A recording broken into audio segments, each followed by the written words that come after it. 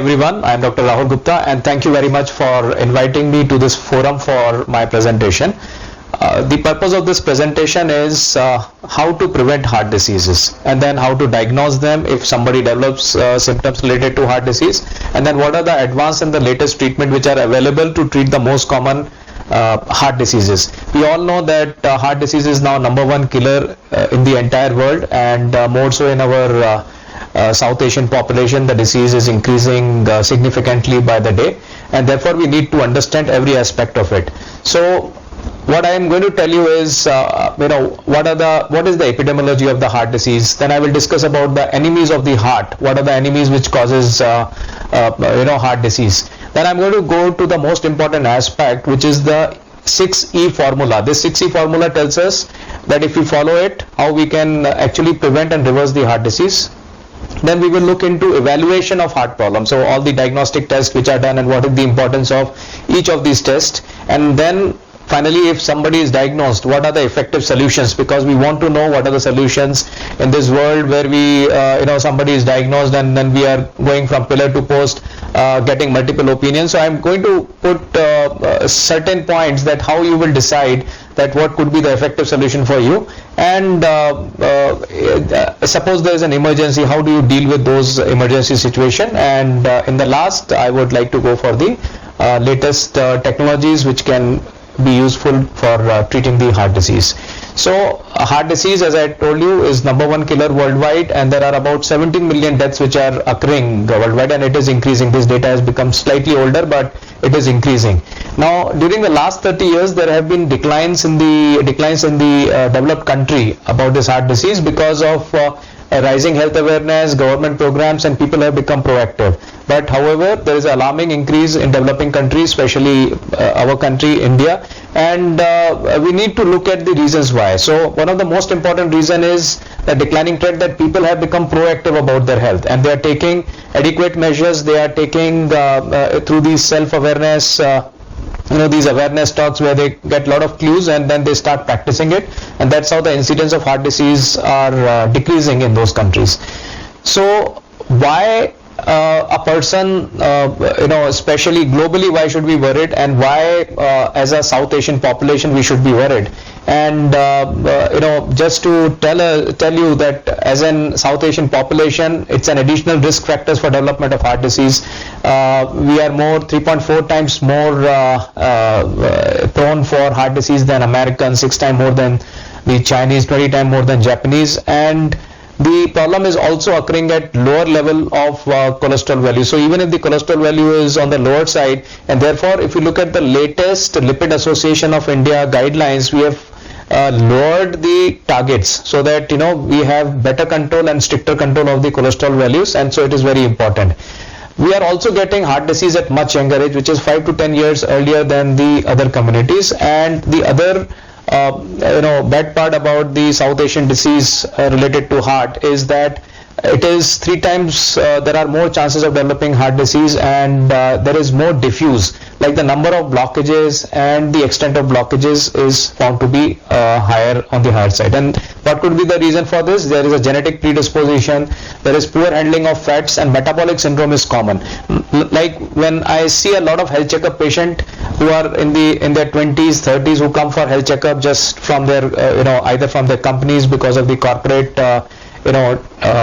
the requirement that they should get their health checkup done, and we find that they have mildly deranged sugar, there is a mildly deranged blood pressure, there is a mildly deranged triglyceride or the cholesterol levels slightly, and therefore we neglect. We feel that these are all mildly deranged and therefore we don't need to pay attention, but in combination they constitute something called as metabolic syndrome. And I can tell you with the kind of patients which I see, almost 50% of the patients who are coming for the health checkups, they have some or the other abnormality constituting the metabolic syndrome, where these minor abnormalities, and they are neglected for the reason because we feel they are mild. And then there is a significant change in our lifestyle, like we called as environmental insults. There is a urbanization, there is a lot of people, we have to travel long distances, and a lot of time is utilized in that. Lack of exercise happens because of that, and lack of sleep can also happen. Now let us look at the enemies of the heart. So there are certain enemies you can't help it, but like for example increasing age. Everybody with increasing age, there is going to be a wear and tear. So it is part and parcel of any machinery in the universe or anything in the universe that as we are aging, there can be some kind of aging process which is happening, which will cause damage. So this we can't help, but we can age gracefully by taking proper care. Now if we come at the sex ratio about the male and female who get affected, females are relatively more safer before menopause, but as they also age after menopause, they also catch up, and males are little more prone for the heart disease. And family history is something which we really can't change, because if somebody in the family has heart disease, especially when they have heart disease at the age less than 50, so parents who have heart disease at less than 50 years of age, it's considered as family history. Now, do we really need to worry about that? We should not worry, because we can't do anything about it, and their impact can be negated if we can take care of things which matter most. So what are those? High cholesterol levels, we can take care of them. Smoking, high blood pressure, high sugars called as diabetes, overweight, obesity, physical inactivity, excess alcohol, all these are the things which can be taken care of, and they will actually negate the impact of the other things which I have just enumerated. And if you look at what is the commonality about these risk factors, the most important part is that they are all silent killers, and therefore we tend to neglect them, because our human mind, or we believe in that pain pressure principle. Anything which is causing pain, we take immediate action. Anything which is causing immediate pleasure, we take action. And because these blood pressure, diabetes, cholesterol, they don't have any symptoms of their own. There's a myth that if I have blood pressure, I should have headache, and if I have sugar, I should have this. But most of the time, almost 80 to 90% of the time, there are no symptoms, and the only way to detect them is to do your routine checkup and find out whether you have any one of these.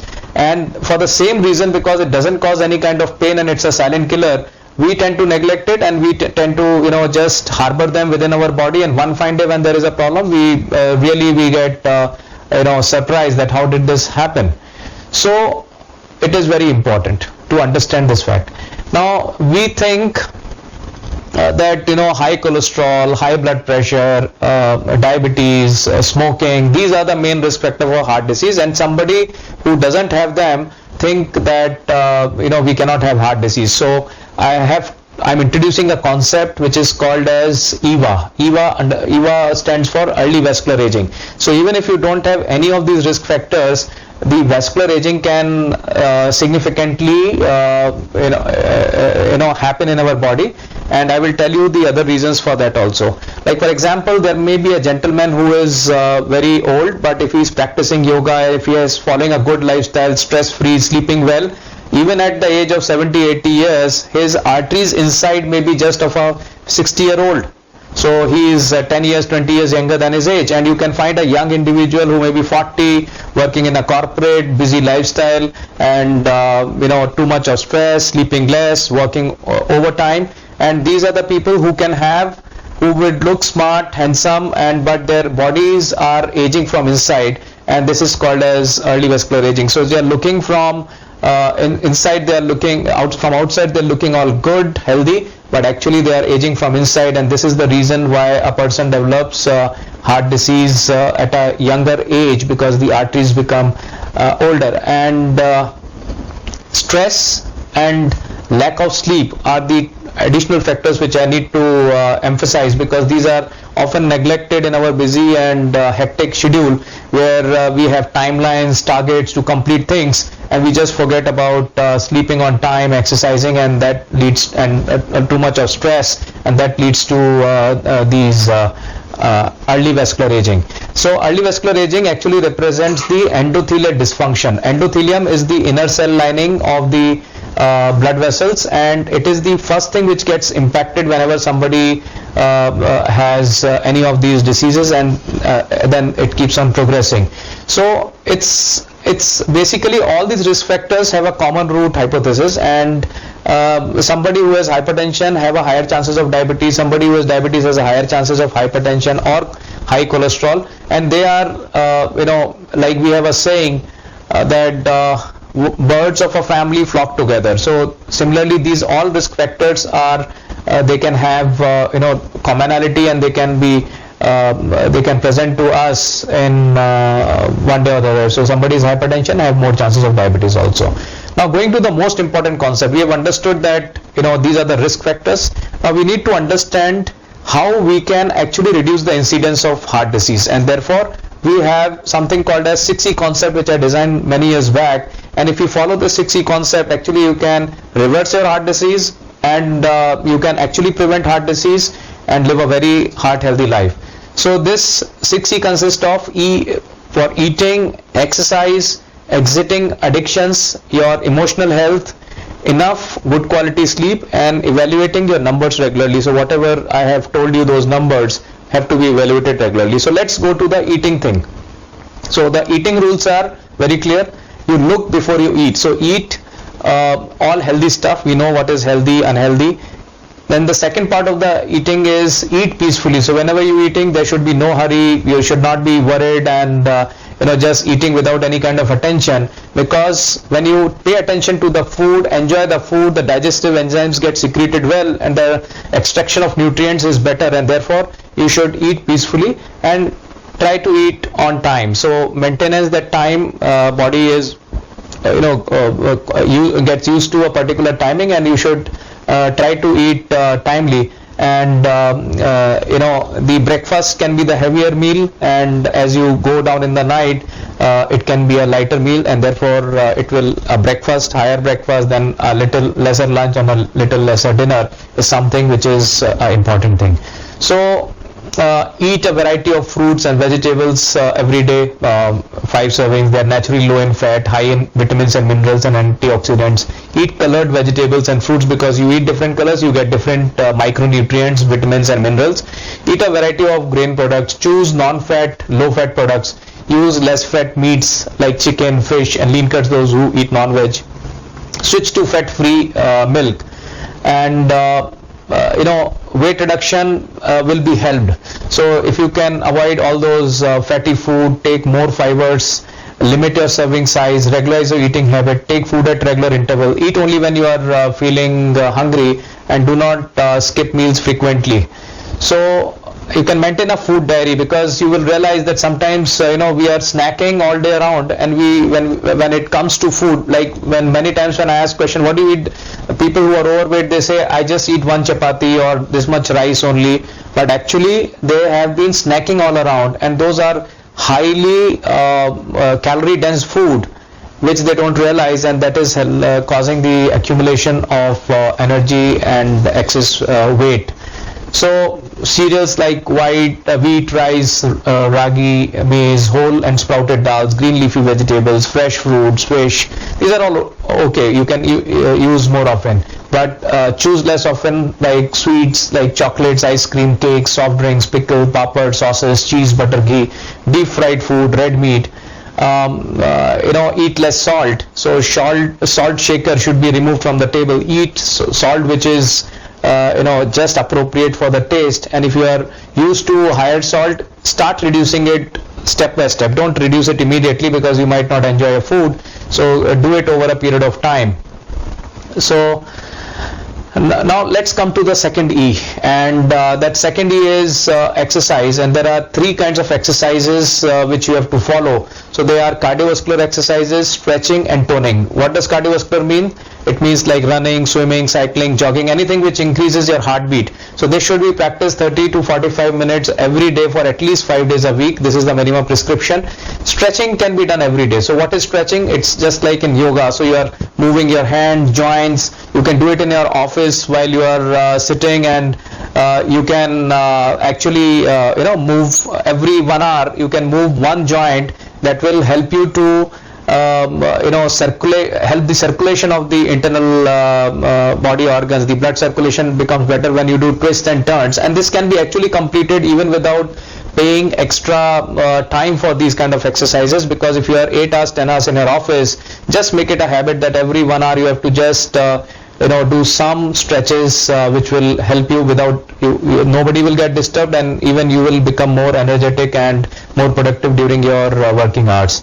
Then third kind of exercise is toning. Toning means these muscles are very important organs for your metabolic health, and the muscle mass gradually decreases over a period of time, and the only way to maintain this muscle mass is to do the toning exercise, like taking up weights, which you can either use your body weight or you can use external weight, and you can build up your the larger muscles like those of the chest, backs, shoulder and thighs. These are major muscles, and you can actually use your own body weight to do it, and the minimum prescription is twice a week. So if you follow this minimal prescription of exercise, I think you will do wonderfully well, and you don't have to really worry about. And you can incorporate, like walking, you can incorporate in a way that if you go to office by say car, or if you go by bus or train, you can get down one station earlier and walk to your workplace. And if you are using car, you park at the farthest end and walk to your workplace. Similarly, you use staircase when you are in the office. So these kind of physical activities are also going to be helpful. Now, physical inactivity or sitting all the time is considered as the new smoking. So the saying is, sitting is new smoking. So even if you are not having any of the illnesses which we have discussed, but if you are sitting all day around without stretching, without exercising, it's like smoking a lot of cigarettes per day. So that is the kind of harm which we get when we are sitting all throughout the day. So what can exercise do for you? It can reduce your BP, it can reduce your weight, it can reduce your stress, it can prevent all those complications of heart attack, stroke, fights aging. It causes the surge of endorphins, which will keep you happy. Endorphins are the happy hormones which will keep you in a happy state of mind. So make exercise a part of your life. As I told you, you will not realize, but that compound effect, we say the compounding is the eighth wonder of the world. So these little actions which you will be taking for yourself, you will actually build up a very good immune system, very healthy body over a period of time. So complicated exercise machine or sweating, is it needed? It's not out in the gym, it's not essential. You can do whatever I've said on your own. Now the third is exiting addictions. No addictions are good, and especially if it is tobacco related or smoking related, they are definitely they should be zero, and because they are very harmful. Even the secondary smoke, suppose somebody is smoking, which is called as passive smoking, is equally dangerous as you smoking the cigarette. So smokers harm themselves, and they harm others too. Premature death, risk of heart disease, and the chances of cancers, everything increases. It is injurious to the heart, is injurious to the blood vessels. It increases free radicals, damages the heart and blood vessels, increases the risk of heart attacks. So quit smoking, and if you think you are smoking a cigarette, you are mistaken. It's the other way around. So it's the cigarette which smokes the health out of you. So please, if you smoke, stop smoking. If you are a smoker, smoke in a lonely place and reduce it. I would say stop it, but in case you are not able to do it soon, don't smoke with your friends, and you can take a professional help to get yourself de-addicted if you wish to do so. There are many other ways where you can keep your mind activated, you can keep your mind energetic. So smoking is the easiest way, but if you go to meditation and all those things, they can really elevate your mood and can do really wonders. So think before you light another one. Now, when we are talking about all these things, whether it's about diet, physical activity, tobacco, all those exercise, it is not only benefiting the heart health, cardiovascular health, it is improving the brain health, it is decreasing the chances of cancers, diabetes, lung disease, bone diseases, oral health and mental health. Everything is going to get benefited because they are all lifestyle disease. And when I'm talking, because I'm a cardiologist, I'm talking from the cardiovascular perspective, but these are the kind of advantage which you will be getting. Now coming to the emotional health, these emotions are very important. Sometimes we are angry, we are stressful, we have all kind of negative emotions, and negativity is something which is quite easily it comes to us. And therefore we need to develop a mechanism where we can remain happy, we can remain optimistic and positive, because any kind of negative emotions are going to impact us. So when we get angry on somebody, when we shout at somebody, when we are under stress, it is the first person to get impacted or affected by those kind of thing is us. So it's like throwing a burning coal at somebody. So when you pick up the coal, you will get burned yourself first. Your fingers are going to get burned, and when you throw it at somebody, that's the anger which you are throwing. The other person might get hit by it, or may not. He might dodge himself and get saved. So remember, when you are getting angry, you need to get your work done. If you are a boss, if you have people to look at, you need to have the discipline. But that discipline should not cause changes in your body. So if you want to be angry, you can be angry, but inside you have to be cool. So if that anger should be for just as you say you are enacting in a movie, so you want to make everybody understand that discipline is important, but it should not impact your inner structure, because there is an adrenaline rush, there's a hardening of artery, a lot of ill effect happen when you are angry. So it increases the BP, it increases other complications, negative feeling, it adversely affects the productivity and so many things. So how do you relax? You spend time with the person you like, think positive, remember the things that are good in life, enjoy music, do gardening, read books, take deep breath, take a good stretch, take a hot water bath, massage the tense muscles. These are some of the ideas. You can choose the one which helps you the most. And what I have done typically over a period of time, because these positive and negative cycles happens in everybody's life. I may be talking about the positive health, but there are situations where I myself feel negative, but I have written it down that these are the things I will do when I am in a negative state of mind, and I go back to those notes that these are the things which make you positive instantly. So you will have to discover your own things and write it down, because when you are in despair, you just forget that what will you need to do, improve your mood. So you go back to those notes, you refer to those notes, and then you will realize, yeah, I do this activity and I become quite with an elevated mood. So coming to the fifth E is enough good quality sleep.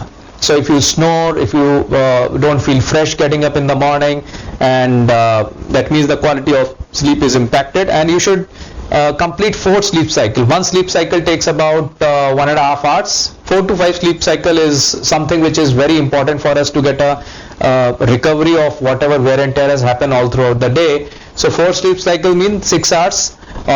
5 sleep cycles means about 7.5 hours. So 6 to 8 hours is the timing which everybody should be sleeping every day to maintain the good cardiovascular health. If you are snoring, if you are not feeling fresh, probably you need a sleep study, because snoring causes obstruction of the oxygen to the body, and this can produce a stressful state. So even if you are sleeping deeply, जो हम बोलते हैं कि घोड़े बेच के सो रहा है with very deep sleep, but still you might be actually starving your body of oxygenation. So you need to see a pulmonologist who takes care of this the sleep study if you have any of these symptoms, and that will tremendously improve your energy level. It will start reducing your blood pressure, diabetes will come under control, because sleep apnea has many deleterious effect on the body. Now the final E is evaluating your numbers regularly. So what are these numbers? We keep evaluating the WhatsApp numbers of everybody, but those are the numbers I'm not talking about. I'm talking about the blood pressure number, the cholesterol numbers, the sugar numbers, the weight numbers, your tummy size numbers, because all these numbers will matter, and they are not going to impact you immediately, they are going to impact you in the future. So get these levels tested routinely and keep them under control, because the worst thing which you can do is not checking them at all, thinking that something might get detected and I might lead a miserable life. But believe me, once you detect them, you become very proactive about your health, because we all want to live a healthy and happy life, fruitful life. So the only thing worse than finding out that you have one of these conditions is not finding out that you have it, because if you find it on time, it is said 16 times saves 9. So if you find it on time, you will be able to save a lot of complications which occur because of these disease.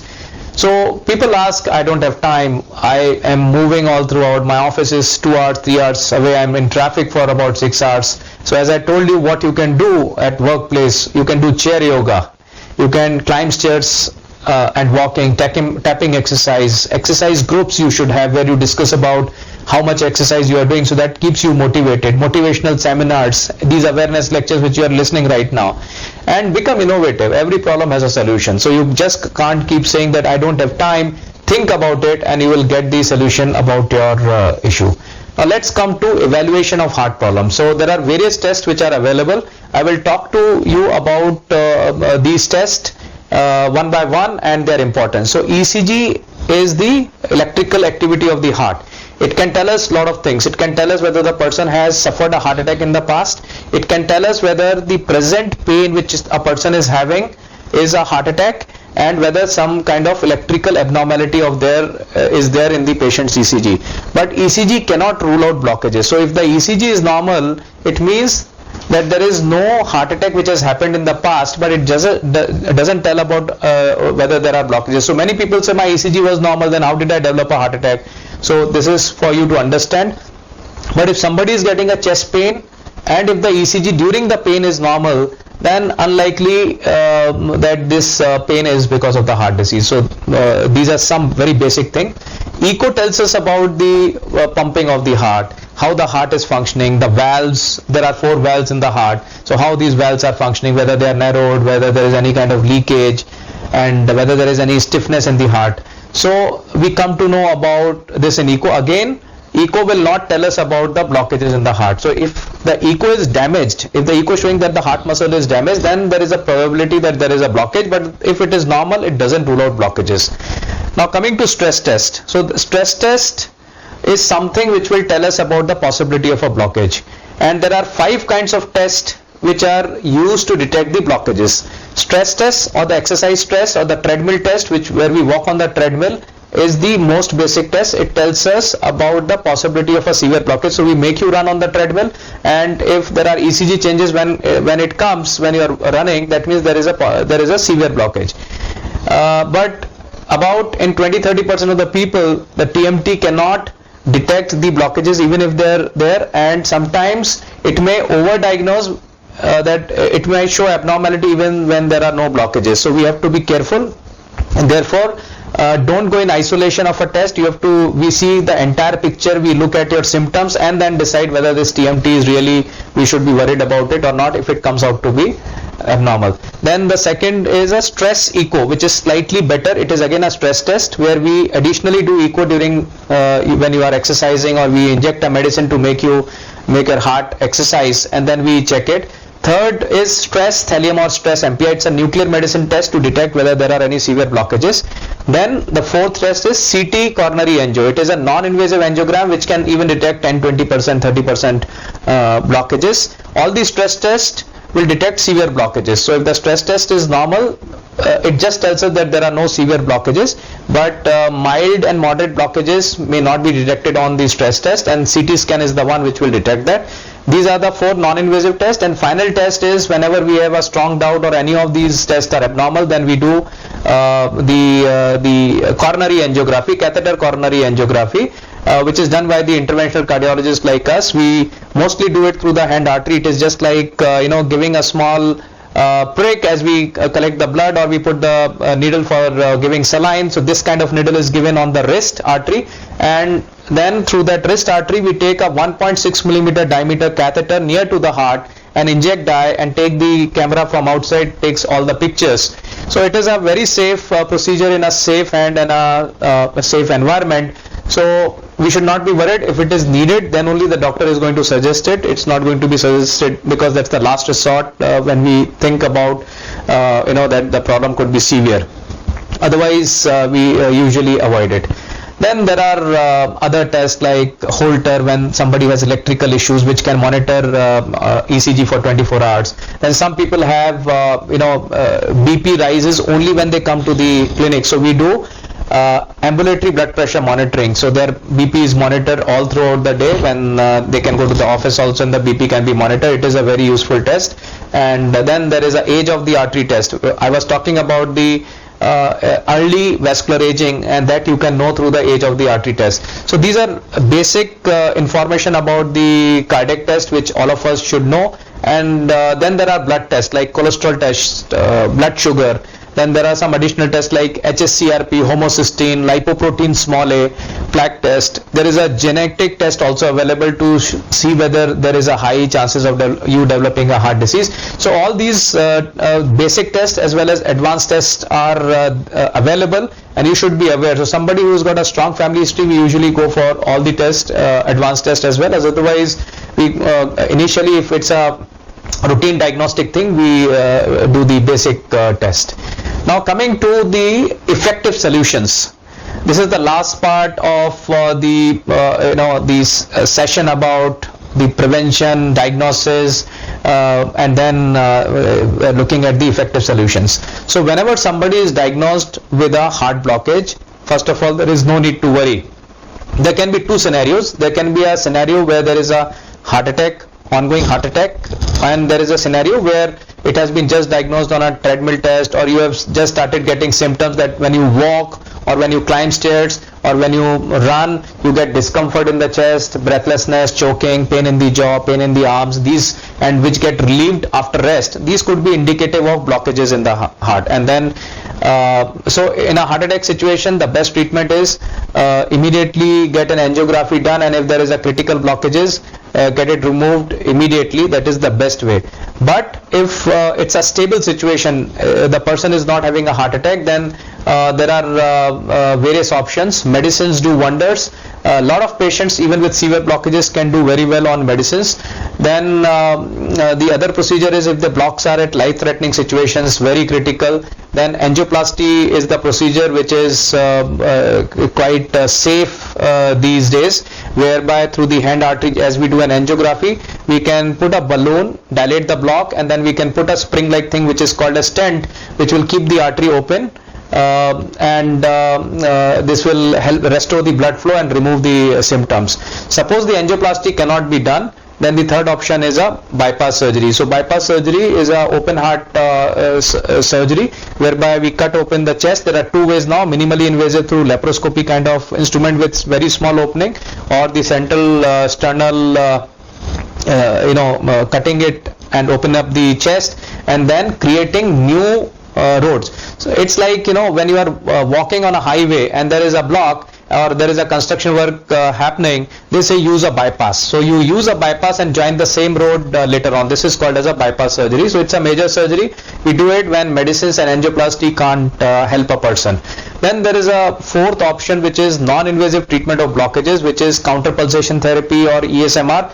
These therapies can actually treat severe blockages without surgery or angioplasty, but we have to carefully select all these situations, like all these patients. So those patients who cannot undergo angioplasty or bypass for multiple reasons, they have so many other problems that doing any of these procedures is going to be risky and the patient is suffering a lot, then these procedures can be utilized to the patient's benefit. The weak heart can become better, because there are natural bypasses which develop through these technologies, and it is completely safe without any side effect. People sometimes take it even after their heart attacks and even after their bypass surgery when it has been long, so to just promote the heart health. So these are the effective solution for the blockages. Maybe in the next awareness session I will talk about what is the latest in the valve treatment, what is the latest when the valves become damaged, because that's the next common problem, or what is the latest treatment when the person develops a weak heart which leads to heart failure situation. So I'm going to talk about that. So thank you very much. This was I think quite I tried to explain it a very simple way, and hope it gives you a lot of insights and gets you more questions as to, and also more awareness about what to expect when there is a heart related issues and how we should evaluate, because during emergencies or during when we when ourselves or our relatives get into this kind of situation, we are always worried that how should we proceed. So I think this will help you, and you can always be in touch with any of us to know further about this. So thank you very much. Now I will like to go into the treatment of emergency situations. Suppose there's an emergency, there's an ongoing discomfort in the chest, and you suspect that this is a heart attack. Then how are you going to act? So the question is how to survive a heart attack and how to help others.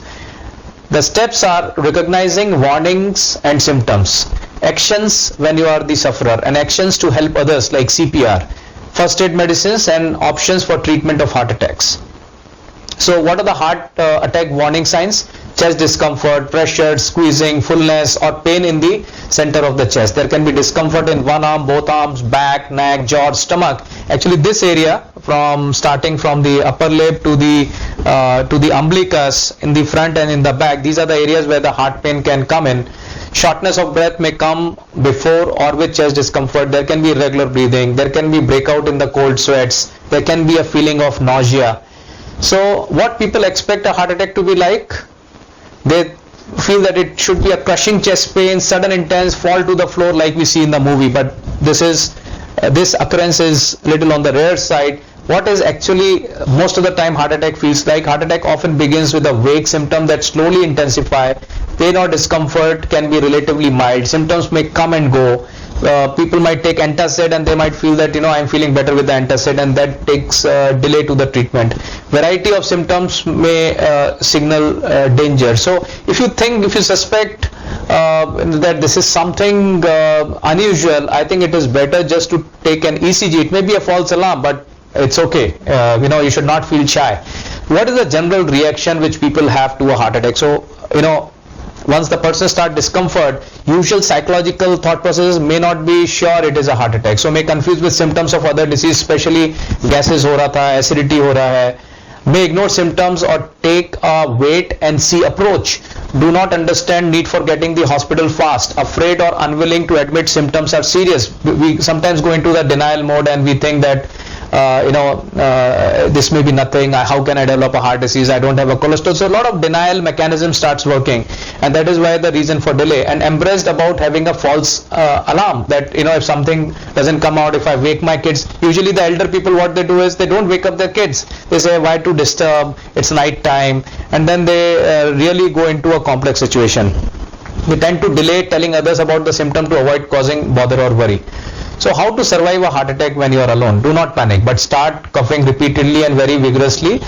This is something, if you are, first of all, you should reach to a hospital, to the nearby hospital, medical help, call your relatives. There are on the phones, there are emergency button, you push it so it goes to people around, and ask for help. Don't be shy. Take me to the hospital, stop your car, stop in a taxi, ask the taxi whether to take to the nearest possible hospital, because the most important problem of a heart attack is there can be a arrhythmia, ventricular fibrillation, which can cause the heart to arrest, and the only treatment at that time is to give compression and the electric shock, which you can't do it when you are alone. So you need some passerby, somebody to help you out in this kind of situation. But suppose you are alone, taking a deep breath, coughing, if you are feeling dizzy and palpitations, maybe till you are calling for help or some help is these things can be done. So a breath and a cough must be repeated about every 2 seconds without let up until help arrives, or until the heart is felt to be beating in a normal situation. So the most dangerous part is heart starts beating very fast, and then it starts getting causing you that dizzy thing, and then finally it can lead to a arrest. So treatment option which you can do before reaching the hospital: chew one Disprin. Whenever I travel, I always carry Disprin. I don't carry it with the notion that I might need it. I always carry it with a more social perspective, that if somebody comes in need, I will be able to give them this Disprin. So chewing a Disprin during and Disprin, we all know, we have been using it for headache. It is a very simple medicine. Just chew it. Many a times it will just abort the heart attack. If people know about sorbitrate, something which is taken below the tongue, my advice is don't take it if you don't know your BP, or if you want to take it, lie down, because sorbitrate can cause lowering of BP, and if you are standing or sitting, it will just make you feel dizzy. And once you reach a hospital during a heart attack, so there are major heart attack and minor heart attack. If there is a major heart attack, there is something called in the ECG ST. It gets elevated, and the best treatment for this is doing a primary angioplasty. That means the angioplasty during the heart attack. So don't get confused. If the ECG is showing ST elevation, and if the doctor says that you need an emergency angiography and angioplasty, go for it, because that's the best chance to preserve your heart and get back to complete and full recovery. So these are the things which you, if it's a minor attack, you can wait and watch. Doctors can give you medicines, admit to you ICU, allow you to settle, and then you have the entire time to decide about when do you want to go for an angiography, where do you want to go for an angiography. There are many instances where one of my cousins actually, friend got a discomfort. Doctor over there told him that he needs an angioplasty because he was just 38. They just refused to undergo that angio, because how can a person develop a heart attack at this young age was their notion. So he's very young to me, he called me up immediately and he said, Bhaiya, this is happening to my friend, what should I do? And when I saw the ECG, I said, just blindly do what the doctor is saying, get an angioplasty done. Later on, entire family called me up saying, thank you, we don't know you directly, but we are thankful that you allowed us and helped us to take that kind of decision. So taking decisions timely is extremely important, and don't wait for a heart attack to take an action. Don't wait for second life. We are not cats, and heart disease is often avoidable. Following a heart healthy lifestyle doesn't have to be complicated, and it doesn't mean you need to live a life of self deprivation. Instead, find ways to incorporate heart healthy habits into your lifestyle, and you may well enjoy a healthier life for years to come. To conclude, I would say, God help those who help themselves. This is a very powerful sentence, because many a times people say, I will sit down, I will not do this because whatever has to happen will happen. But believe me, if you will not help yourself, God is not going to come to help you. So God will help if you help yourself by doing whatever I have told you. If you take those actions, God will always be there. So thank you very much.